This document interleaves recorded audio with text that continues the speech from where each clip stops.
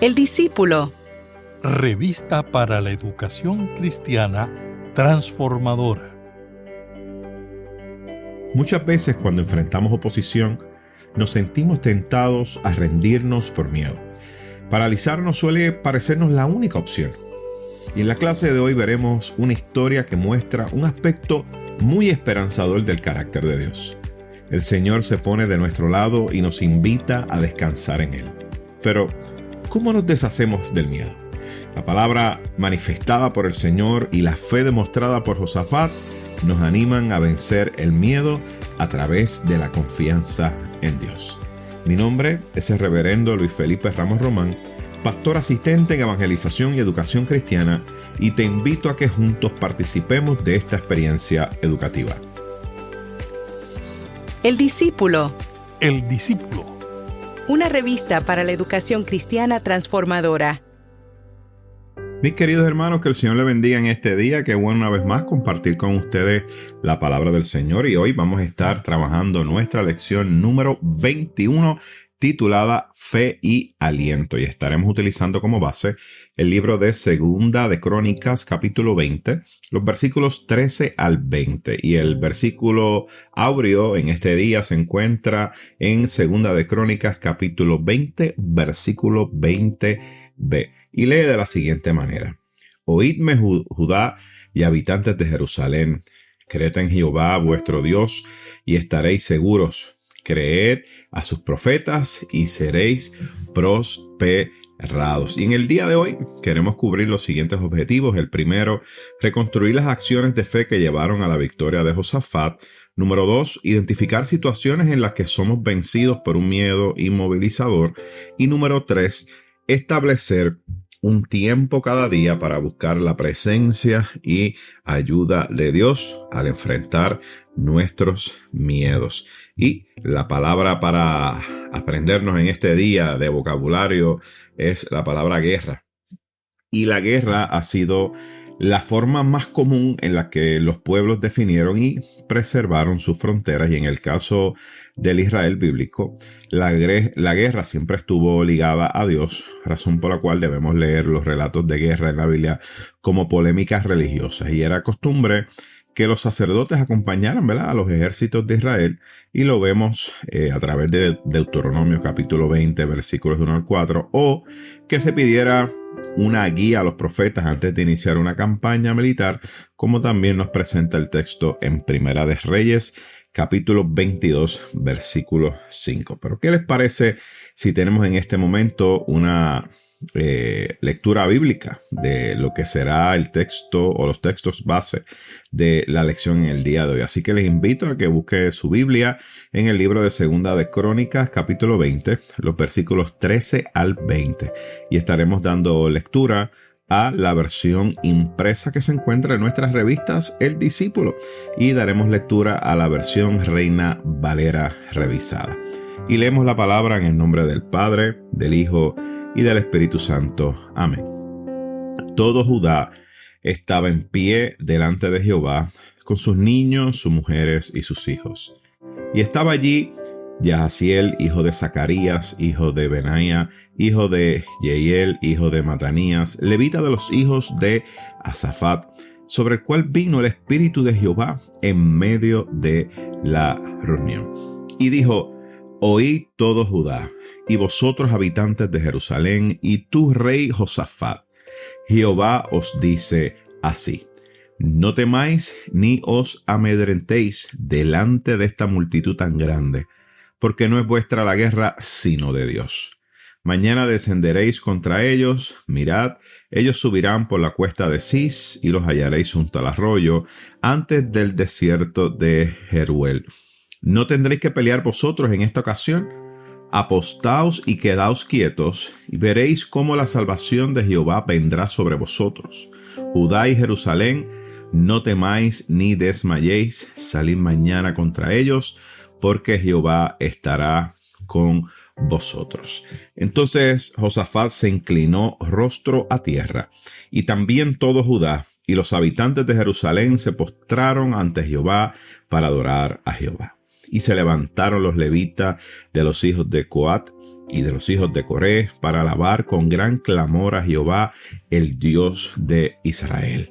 Cuando se levantaron por la mañana, salieron al desierto de Tecoa. Mientras ellos salían, Josafat, puesto en pie, dijo: Oídme, Judá y habitantes de Jerusalén, creed en Jehová vuestro Dios y estaréis seguros. Creed a sus profetas y seréis prosperados. Y damos gracias en este día por la palabra que ha sido leída y le pedimos al Señor de igual manera que nos dirija a través de esta experiencia educativa. Señor y Dios, te damos gracias en este día por la oportunidad que nos da de poder estar aquí reunidos en este lugar y que a través de esta lección, oh Señor, podamos, oh Dios, compartir tu palabra. Te pido que toques el corazón de cada uno de los oyentes y que, Señor, esa palabra sea, oh Dios mío, como una semilla que es sembrada en el corazón, de manera que la misma, Señor, oh Dios mío, sea regada por tu Espíritu y que pueda dar fruto y fruto en abundancia. Te lo pedimos, Señor, en el nombre de tu Hijo amado Jesucristo. Amén, amén y amén. Bueno, mis queridos hermanos, a manera de introducción, queremos comentarles que este capítulo número 20 del libro de Crónicas contiene 30 versículos. Y en estos 30 versículos, este capítulo nos narra una ocasión en que Judá venció a sus enemigos gracias a la sola obra del Dios Todopoderoso. Y esto fue, miren, en favor de Israel. Interesantemente, el rol de Israel en esta batalla que nos narra en estos 30 versículos fue de orar para pedir ayuda a Dios. Eso es lo primero. Ese fue uno de esos primeros roles. El segundo fue confiar en su palabra. Número 3, adorarlo. Y número 4, observar cómo esa acción de gracias se da a través de la obra de sus manos. Así que, interesantemente, mira cuál fue el rol de la batalla del pueblo. Porque pensábamos que en nuestra mente, cuando hablamos de batalla, ¿verdad?, que iba a haber una lucha campal, pero no. Esta batalla que tuvieron fue distinta.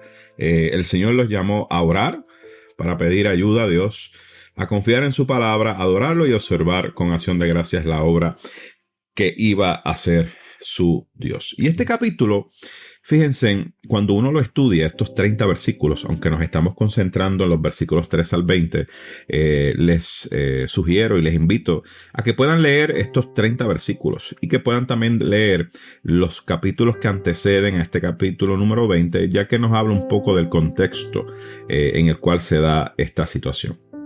Así que este capítulo, cuando lo leemos, vemos que combina una amplia variedad de prácticas y temas religiosos que están relacionados con el templo. Y también, fíjense, se hace alusión a muchos textos de las Escrituras. Y más adelante vamos a estar viendo cuáles son esos textos de las Escrituras que también hacen alusión. Una de las cosas que nos interesa mucho es el tema de la fe de Josafat. Es algo que vamos a estar trabajando en este día. Y me encanta mucho porque la fe de Josafat se presenta en estos 30 versículos desde una perspectiva bien positiva. Y de igual manera presenta al resto del pueblo, ¿verdad? Este pueblo de Israel, que también actuó de una manera ejemplar. Estamos acostumbrados, ¿verdad?, cuando leemos en el Antiguo Testamento, que no siempre los reyes de Israel, de Judá, no siempre el pueblo de Israel, como que actúa de la mejor manera o de la manera más ejemplar. Pero estamos ante un caso, ¿verdad?, que es distinto, donde vemos que la actitud del rey Josafat fue una muy positiva. Y de igual manera, la acción del pueblo fue algo bien ejemplar. Otro aspecto importante de este capítulo es la relevancia histórica que tenía estos versículos para la comunidad post-exílica, tomando en consideración, ¿verdad?, que Judá fue una pequeña provincia del Imperio Persa. No olvidemos que tan pronto el imperio babilónico fue destruido por el imperio persa, el imperio persa a través de Ciro le da la libertad al pueblo y le dice que retornen, ¿verdad?, a su ciudad, a su nación, allá a Jerusalén, allá a Judá. Y entonces es ahí donde el texto nos enseña, ¿verdad?, cuando leemos ese Antiguo Testamento, que esta comunidad que sale del exilio comenzaron entonces a reconstruir a Jerusalén, a reconstruir a Judá, lo que es Israel completo. Y lo primero que trabajan es el templo. Así que lo primero que reconstruyen es el templo, y lo vemos a través de los textos de Nehemías, a través de Esdras, y luego entonces reconstruyen lo que es los muros de la ciudad. No voy a entrar en mucho detalle en eso, pero sí quiero mencionar que este texto tuvo mucha relevancia histórica con esa comunidad posexílica, porque cuando vemos que el pueblo, ¿verdad?, recurrió al templo en oración, a confiar en el mensaje profético, vemos que tuvieron una segunda defensa en las circunstancias más difíciles que estuvieron ellos enfrentando durante la reconstrucción de la ciudad y la reconstrucción del templo. De hecho, el texto nos enseña en Nehemías, ¿verdad?, que cuando comenzaron a trabajar en la reconstrucción de Israel, se levantaron, ¿verdad?, unos vecinos que fueron muy hostiles en contra del pueblo de Israel, y lo vemos a través de Nehemías capítulo 4 y de igual manera Esdras capítulo 4. Así que este texto fue muy importante para esta comunidad posexílica, porque en cierta manera les estaba haciendo memoria a ellos que cuando hay situaciones difíciles como la que enfrentó la comunidad posexílica, tenían ya un registro histórico de que en los tiempos allá de las crónicas se habló de esta pequeña provincia de ese imperio persa, hablando de Judá, esta ciudad de Judá.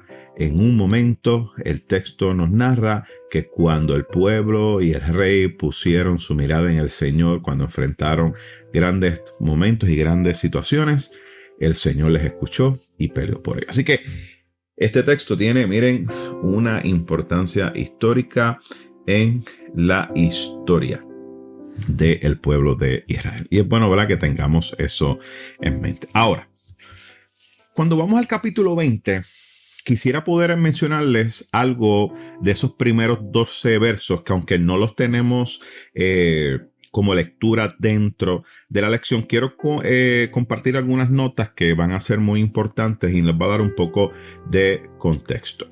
Es importante que podamos destacar que esta invasión que se habla de Moab y del otro pueblo de Amón, surgen después de las reformas religiosas y judiciales que Josafat estableció en Judá. Por lo tanto, el texto nos presenta que no fue un castigo divino, porque estaban haciendo las cosas bien, ¿verdad?, sino una oportunidad para que el pueblo pusiera en práctica su fe. Así que en ese momento el texto nos muestra en Segunda de Crónicas que, miren, esto que le estaba pasando al pueblo de Judá no fue un castigo. ¿Por qué? Porque habían cumplido, estaban haciendo las cosas bien. Ahora, cuando hablamos de Moab y de Amón, estamos hablando, ¿verdad?, de dos grandes enemigos de Judá que vivían al este del Mar Muerto. Y estos le habían declarado la guerra a Judá. Hay una nota muy importante, y es que cuando se divide el reino del norte y el sur, Israel al norte, Judá al sur, el reino de Judá era el más fuerte y el más estable que estaba. De hecho, el reino de Judá era el ejército más grande y en ese momento, ¿verdad?, y el más fuerte que estaba en comparación con Israel. Y eso es una nota, ¿verdad?, al calce. Ahora, surge una situación que les invito a que puedan leer esos capítulos antes del capítulo 20, donde el rey de Israel, que no estaba haciendo como que las cosas bien, le pide al rey de Judá reunirse y le pide luchar en contra de otro enemigo. No voy a entrar en detalles, pero más adelante ustedes pueden tener esa lectura. Y es luego de esa situación que entonces Judá regresa, perdónenme, el rey Josafat regresa a Judá Y ahí entonces comienza a estar tranquilo, pero surge esta situación donde Moab y Amón, estos dos grandes ejércitos, se unen para luchar. Y la noticia llegó al rey Josafat. Y la noticia no era, miren, muy alentadora. Decían las personas que vienen contra ti una gran multitud, dos ejércitos grandísimos. Así que la coalición de estos dos ejércitos enemigos, ¿verdad?, superaba, miren, grandemente las fuerzas del ejército de Judá.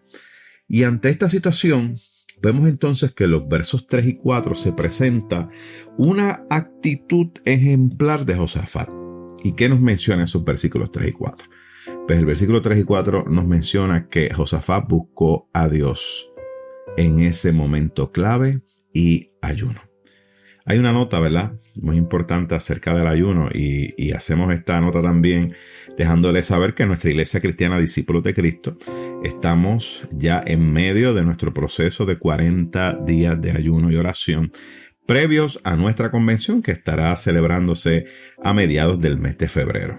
Así que les invitamos, ¿verdad?, a cada uno de nuestros hermanos y hermanas, compañeros pastores y pastoras, que puedan sacar unos espacios de ayuno y oración para que podamos orar por nuestra iglesia y de igual manera por nuestra convención y por lo que Dios estará haciendo en nuestra isla.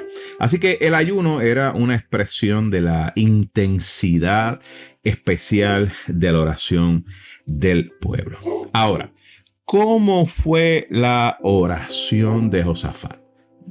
Bueno, la oración que hizo Josafat en el templo, y lo vemos en los versículos 5 al 12, comienza haciendo alusión a la soberanía de Dios. Ahí lo vemos en el versículo número 6. Y luego en el versículo número 7 vemos que menciona que la tierra de Judá fue dada a los descendientes de Abraham. Y luego, versículo número 9, hace alusión al santuario, al lugar donde Dios oirá las oraciones del pueblo y los salvará según Él había prometido. Y termina entonces presentando, ¿verdad?, su reclamo a Dios por la injusticia de los invasores, estos dos Moab y la otra ciudad. Y reconoce que en Judá no hay fuerza contra ellos, no tenemos un ejército para luchar en contra de estos dos grandes ejércitos. Pero a su vez, Josafat en su oración demuestra su firme confianza en que Dios juzgará a estos dos ejércitos que quieren destruir a Judá. Ahora, otro punto importante es que cuando escucha el pueblo y Josafat esta noticia, sabemos que fueron momentos de mucha tensión, de mucha desesperación. Y no podemos olvidar que en aquel tiempo no habían códigos de guerra como lo establece la ONU en estos tiempos. Así que las guerras en aquel tiempo eran muy crueles. Destruían literalmente todo lo que estaba a su paso.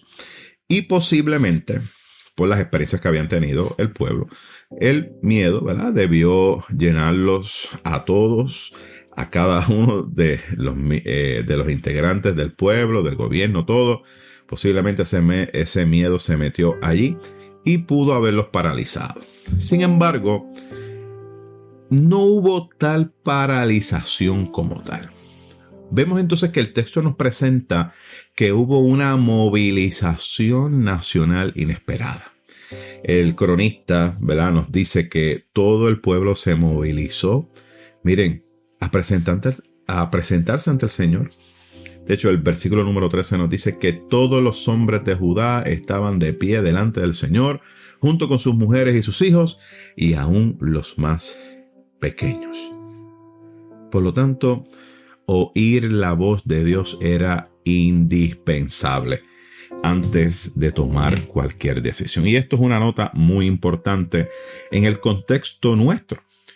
Es importante que antes de usted y yo tomar decisiones, escuchemos la voz de Dios así como hizo el pueblo.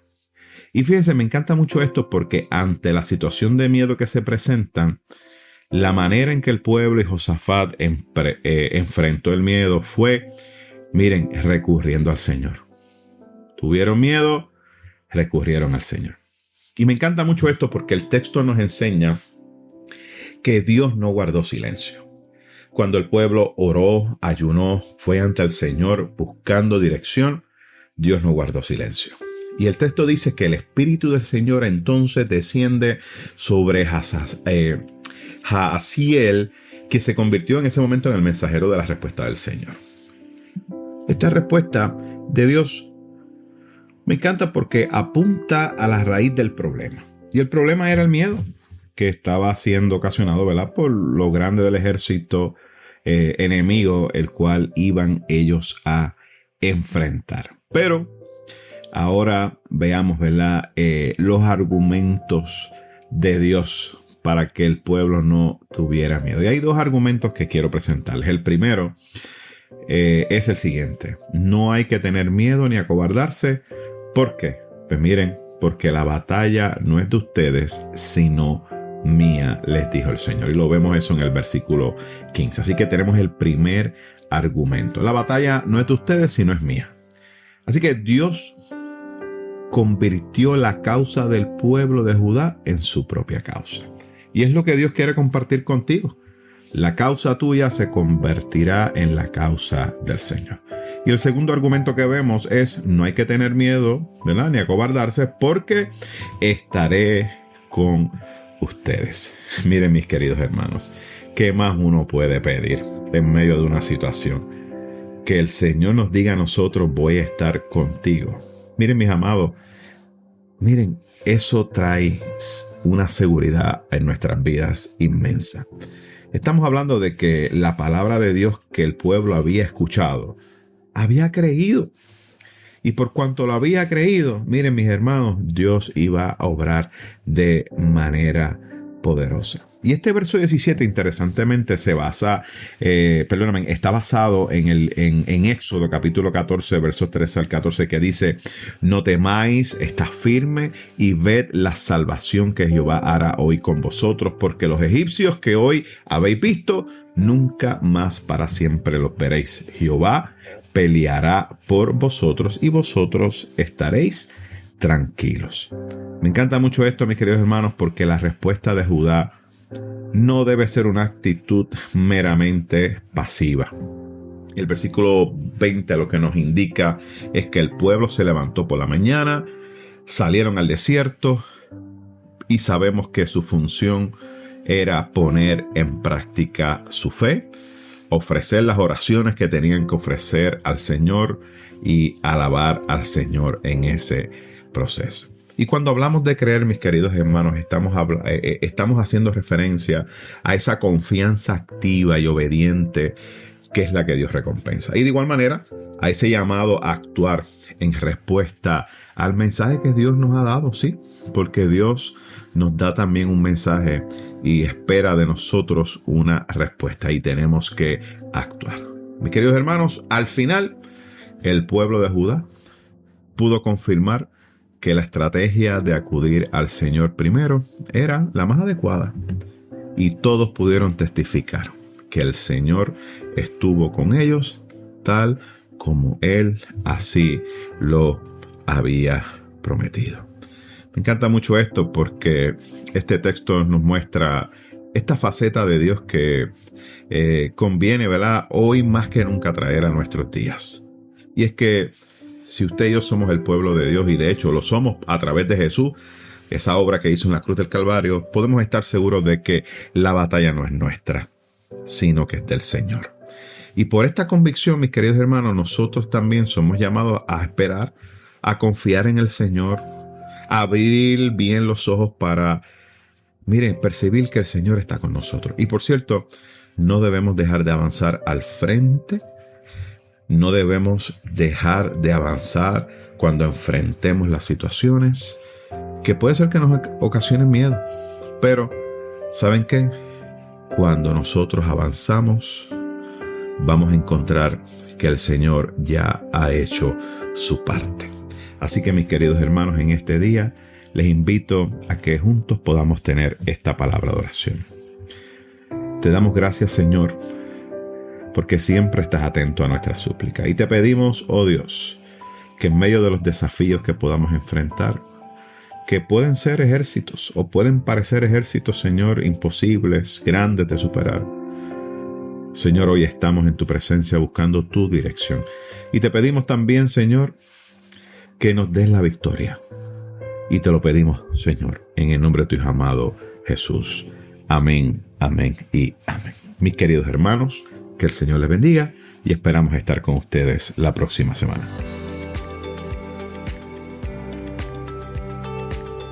Gracias por escuchar El Discípulo. Revista para la Educación Cristiana Transformadora.